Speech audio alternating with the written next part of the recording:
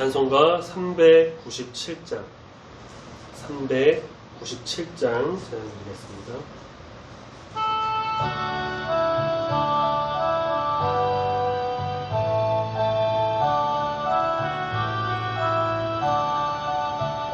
주 사랑 안에 살면 두려움 없으며 그 사랑 변함없어 늘 마음 편하다. 저 폭풍 몰아쳐서 내 마음 떨려도 주 나의 곁에 계셔 겁낼 것 없어라. 주 나의 목자시니 부족함 없으며 주 인도하는 대로 늘 따라가리라. 그 지혜 나를 깨쳐 내 앞길 밝히니 나 주의 길을 따라 주 함께 살리라.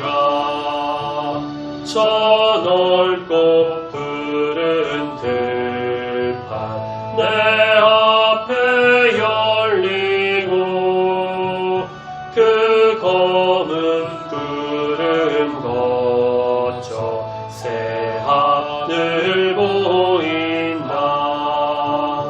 끝없는 나의 소나 저와 난 생명길 참 보배 되신 주님 늘 함께 하소서.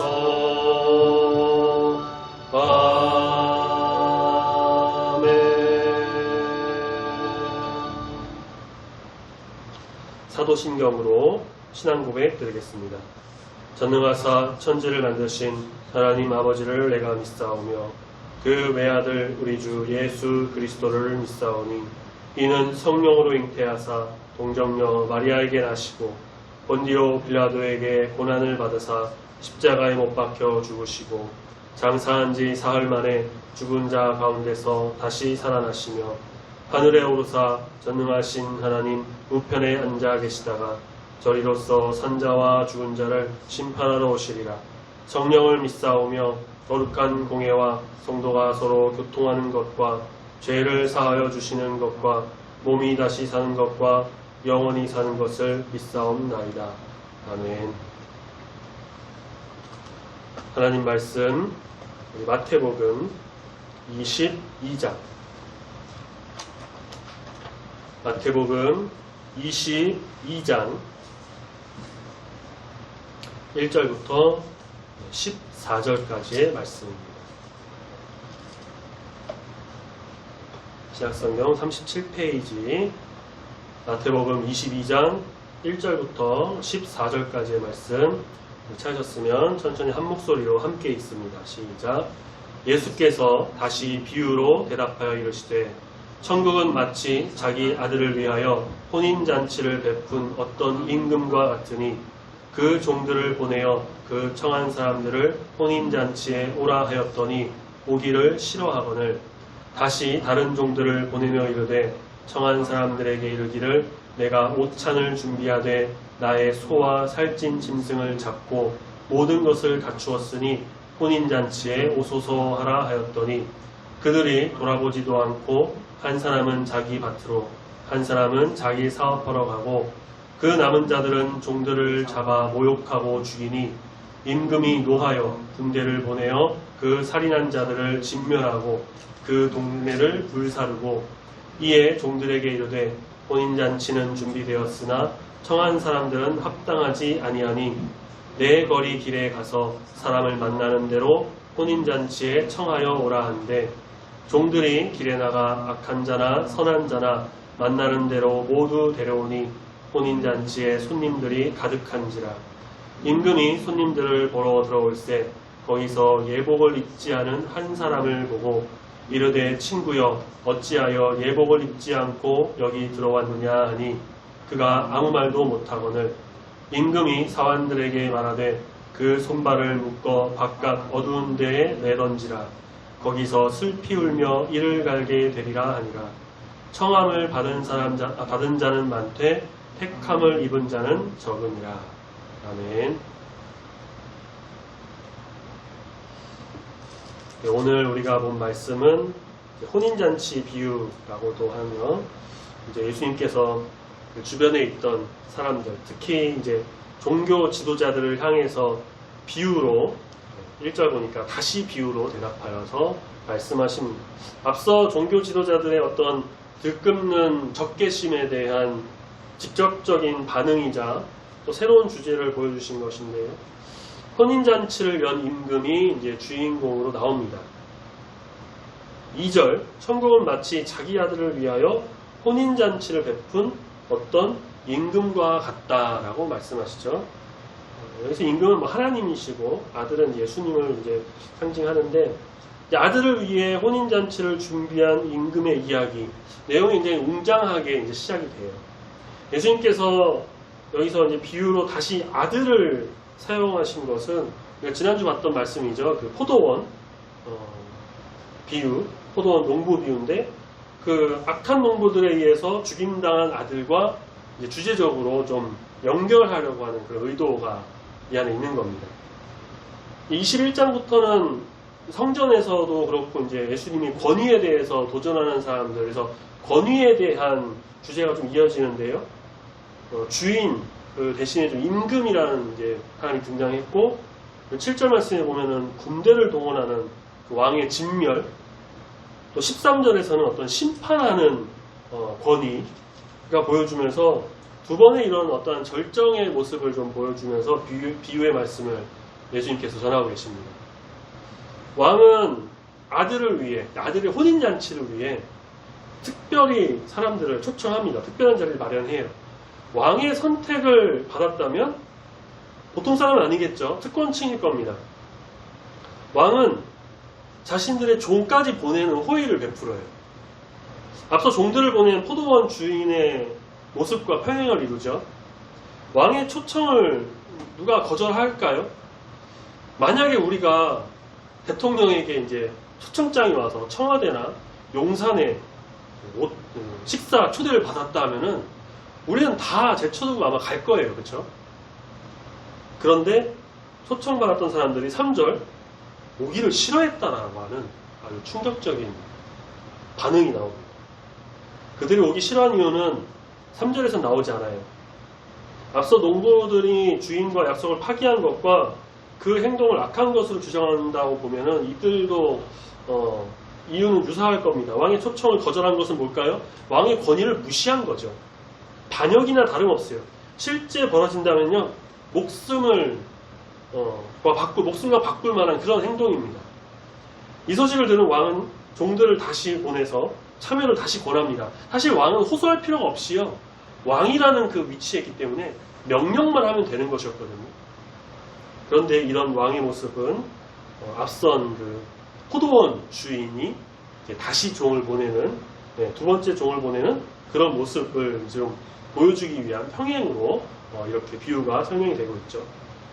근데 이번에 그냥 보내지 않고 잔치가 완벽하게 준비되어 있다는 것을 알려주고 설명합니다. 그러면서 참여의 긴급함을 좀 호소하고 있어요. 소와 오찬을 준비했는데 4절에 소와 살찐 짐승을 잡았고 모든 것을 다 갖췄으니까 이 초청받은 사람들만 오면은 다 되는 거예요. 그들만 오면은 되니까 그걸 마지막으로 기다리고 있습니다. 왕은 처음에 거절했던 그 사람들의 마음을 돌려놓으려고 애쓰고 있습니다. 그들이 마음을 바꿀 마지막 기회예요. 자, 이스라엘 역사에서 하나님께서는 이렇게 지속적으로 이들을 상대해 오셨습니다. 선지자들을 보내셨고요. 영광과 구원의 길로 초대하셨고요. 돌이킬 수 있는 숱한 기회를 주셨습니다. 그리고 마지막으로 마침내 지금 바로 이 순간에 그분의 독생자 예수 그리스도 아들을 보내셔서 마지막 기회를 주고 계신 것이죠. 잔치가 이렇게 완벽히 준비된 만큼 왕의 초대를 거절한 자들의 어떠한 배신감, 무례함, 이것도 정점에 이르러요. 5절 말씀 보면요. 초대받은 자들의 외면 사유가 이어지는데 자기 밭으로 가고 싶어서, 자기 사업을 하고 싶어서, 심지어 6절에서는 왕이 보낸 자들, 종들을 잡아서 모욕하고 죽이는 사람들까지 나옵니다. 세 번째 반응은요. 앞선 비유, 포도원 비유에서도 선보였던 방식이죠. 포도원에 보낸 종을 이제 농부들이 죽였던. 그러니까 처음 두 반응은 그 밭으로 가고 자기 사업하러 간 사람들은 무엇에 좀 우선순위를 두었냐에 이제 좀 우리가 생각할 수가 있어요. 그들은 왕의 초청보다 자기들의 일이 더 중요하다. 이게 더 우선이 돼야 된다고 생각한 사람들입니다. 왕의 초청은 그렇게 달갑게 여기지 않아요. 5절에 보니까 돌아보지도 않았다고 하죠. 미련도 없이 각자 원하는 자리로 가버린 겁니다.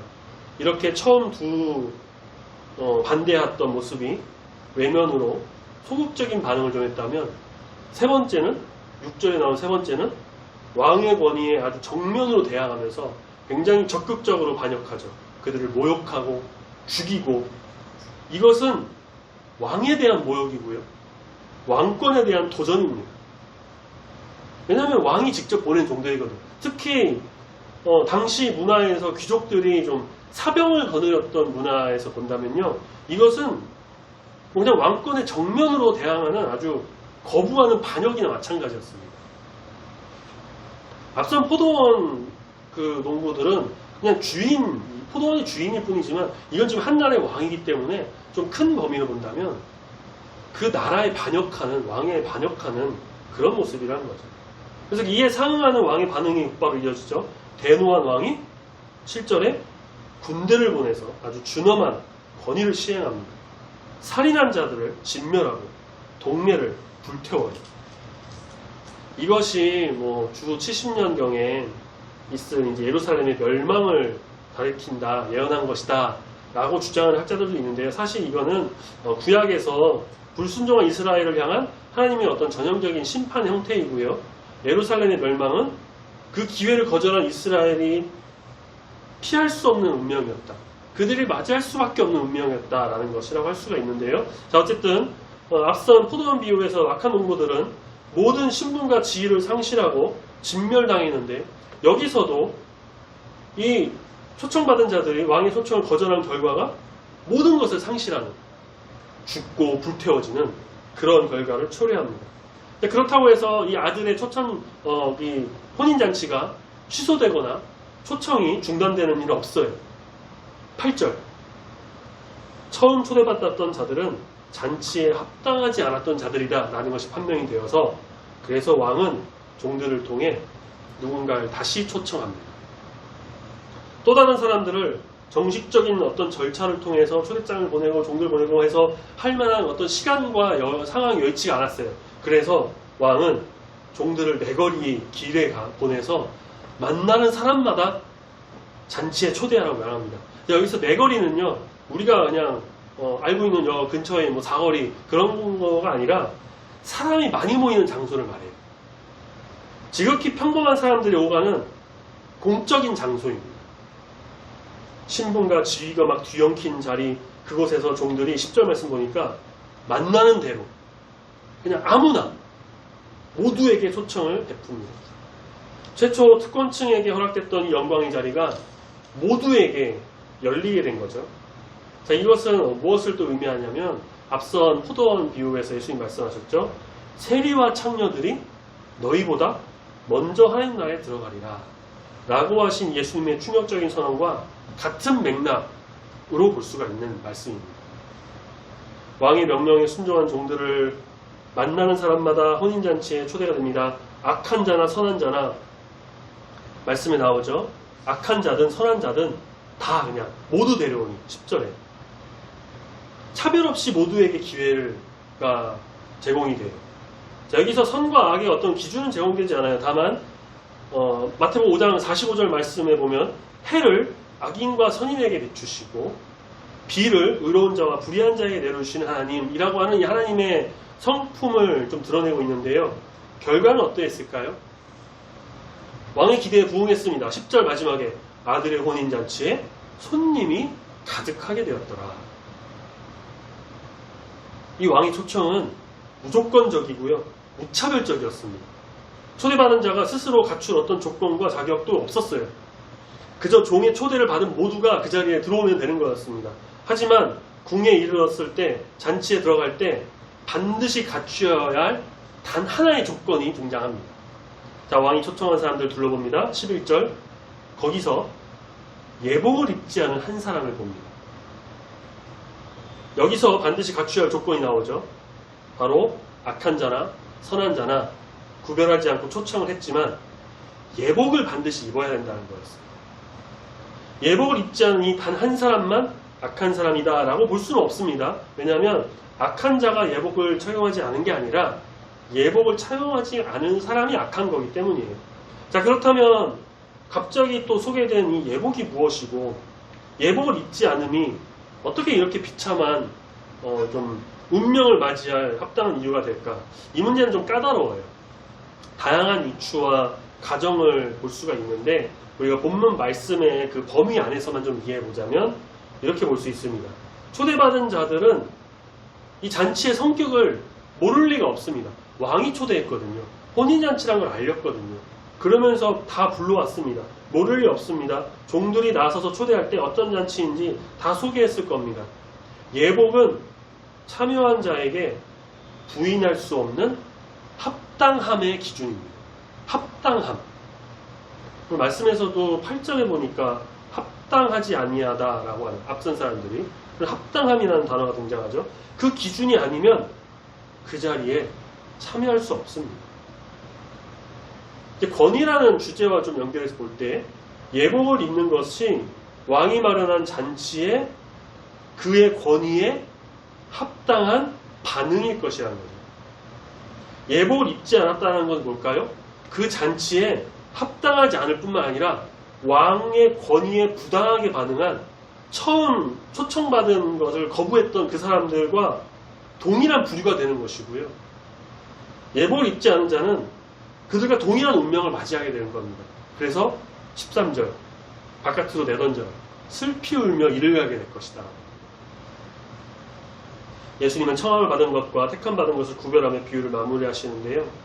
우리가 이 말씀에서 비유의 초반의 내용은 7절, 8절까지의 그 초반의 내용은 그 자리에 있었던 종교 지도자들을 좀 향해서 하신 말씀이라고 볼 수가 있어요. 앞선 포도원 비유의 농부들과 같이 하나님 나라의 천국잔치를 알지 못하고 예수 그리스도께서 오셔서 복음으로 그들을 일깨워 주시는 것을 깨닫지 못하고 주님이 보내신 자들을 학대하고 죽이기까지 하고 예수 그리스도를 거부했습니다. 결국 그들은 멸망의 길을 가게 될 것이에요. 뒤 이어진 9절 이후부터 이어지는 예복을 입지 않은 사람의 그 내용은 모두에게 전해지는 말씀일 겁니다. 초청 자체가 사실 구원은 아닙니다. 초청은 물론 은혜로 된 것이고 축복이지만 그 은혜에 합당한 반응도 요구합니다. 합당한 반응, 악한 자라도 회개해서 천국 규범을 준수하고 존중하고 예복을 입으면 즉 회개에 합당한 의의 열매를 맺으면 구원을 받는 거죠. 그렇지만 예복이 없으면 예복을 입지 않으면 회개에 합당한 의의 열매를 맺지 않으면 처음 선했던 자라도 결국엔 버려져서 슬피 울며 이를 가게 될 것이다 라는 말씀입니다. 누구든 은혜로 초청을 받았지만요 그 은혜가 열매 맺을 우리의 책임까지 면제해 주는 건 아닙니다. 그 반응을 보면 그가 이제 그 은혜를 어떻게 이해했는지 알 수 있어요. 합당한 반응 없이 입술로만 은혜를 고백하는 것도 소용없습니다. 그리스도의 의의 옷을 덧입고서 의의 종으로 살지 않고서는 아무도 그 나라에 합당한 백성이 될 수가 없습니다. 그렇기 때문에 우리는 무엇을 꼭 기억해야 되느냐? 내가 교회를 다니고 예배 드리고 어렸을 때부터 다녔고 난 잘 알고 지식도 짱짱하고 그렇게 으스대고 교만해서는 안 된다는 거예요. 물론 그러시지 않고 우리가 겸손하게 하시지만 우리가 뭐 신앙 경력, 내가 교회에 뭐 잘 나오고 오래 다녔고 그런 건 전혀 내세울 게 아니라는 겁니다. 오직 하나님 나라의 자녀인 것, 하나님 나라의 백성으로서 합당한 삶을 살아가는 것, 믿음으로 주를 고백하고 사람들에게 선한 그리스도의 영향을 끼치고 온 마음과 정성을 다해서 정말 주님을 바라보고 신앙인으로서의 그런 합당한 모습을 보여주며 살아가는 것. 그리고 다른 어떠한 것이 아닌 오직 우리 주님 예수 그리스도만을 믿으며 바라보며 그 참된 그리스도인이라는 모습으로 살아가는 것. 이것이 우리에게 있어야 한다는 것. 하나님 보시기에 합당한 자로서 하나님 앞에 바로 선 자로서 거룩하고 신실한 예복을 입고 나가는 주의 백성이 우리 모두 되어야 하는 겁니다. 그리고 마지막 예수님의 그 말씀을 좀 잘 기억해야 돼요. 14절 청함을 받은 자는 많되 택함을 입은 자는 적으니라. 초대장은 누구에게나 가지만 아무나 택함을 얻을 수는 없는 것이다 라고 하는 말씀이라고 볼 수 있죠. 그래서 우리는 하나님 나라 천국잔치에 청함을 받았습니다. 이제는 그에 맞게 합당한 천국 백성으로 택함 받은 자가 되어서 신실한 주의 자녀로서 살아가며 나가야 할 것입니다. 겸손, 순종, 오직 믿음, 오직 예수 그리스도, 신실함. 이러한 주의 자녀가 되어서 택함 받은 백성으로서 하나님께 영광 올려드리고 우리 안에는 참된 구원과 평안이 와서 주님의 길로 온전히 걸어가는 우리 모든 성도님들이 다 되시길 소망합니다. 아멘. 찬양하겠습니다. 찬송가 509장.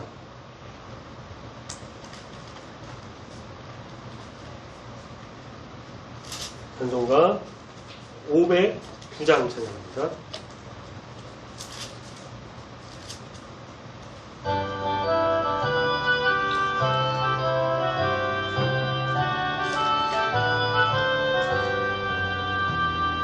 기쁜 일이 있어 천국 종치네 나간 아들 돌아왔도다. 아버지가 친히 마중 나가서 잃은 자식 반겨 맞았다. 영광 영광 주께 돌리세 하늘 비파 소리 울리네. 파도 소리 같은 찬양 소리를 전지진동하게 부르세. 기쁜 일이 있어 천국 종치네 돌아온 자 받아주신다. 죄에 빠진 자를 건져주시니 성령으로 거듭났도다. 영광 영광 주께 돌리세 하늘 비파 소리 울리네.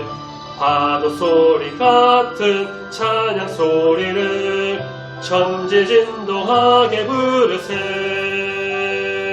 잔치 베풀려고 천국 종치네 돌아온 자 참여하도다. 오늘 귀한 영혼 거듭났으니 기쁜 소식 전파하여라. 영광 영광 주께 돌리세 하늘 비파 소리 울리네. 파도 소리 같은 찬양 소리를 천지진동하게. 3절 한 번 더 찬양합니다. 잔치 베풀려고 잔치 베풀려고 천국 종치네 돌아온 자 참여하도다. 오늘 귀한 영혼 거듭났으니 기쁜 소식 전파하여라. 영광 영광 주께 돌리세 하늘 비파 소리 울리네. 파도 소리 같은 찬양 소리를 천지진동하게 부르세. 아멘. 기도하겠습니다. 사랑의 주 하나님 아버지, 무더운 여름 날씨 속에서도 우리를 보호하여 주시고 오늘 수요예배를 기억하여 이 시간 나와 주님께 예배드리게 인도하시니 주님 감사합니다.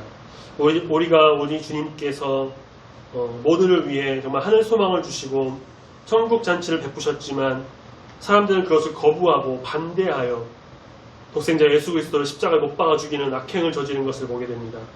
하지만 주님께서는 모든 자에게 은혜를 베푸셔서 죄인이라도 회개하고 돌아오면 그 천국 잔치에 참여할 수 있게 해주심을 또 보게 됩니다.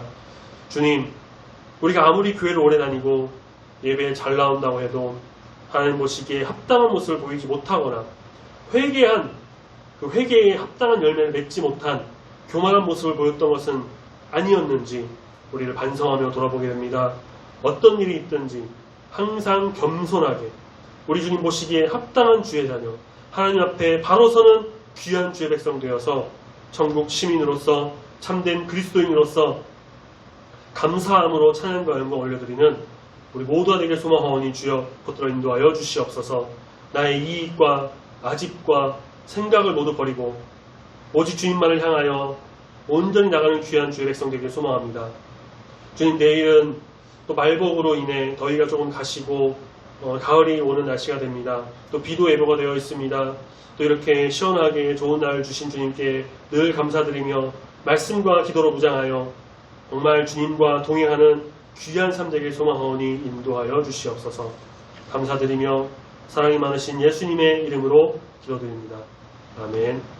하늘에 계신 우리 아버지여, 이름이 거룩히 여김을 받으시오며 나라가 임하시오며 뜻이 하늘에서 이루어진 것 같이 땅에서도 이루어지이다. 오늘날 우리에게 일용할 양식을 주옵시고 우리가 우리에게 죄 지은 자를 사하여 준 것 같이 우리 죄를 사하여 주옵시고 우리를 시험에 들게 하지 마옵시고 다만 악에서 구하옵소서. 내게 나라와 권세와 영광이 아버지께 영원히 있사옵나이다. 아멘.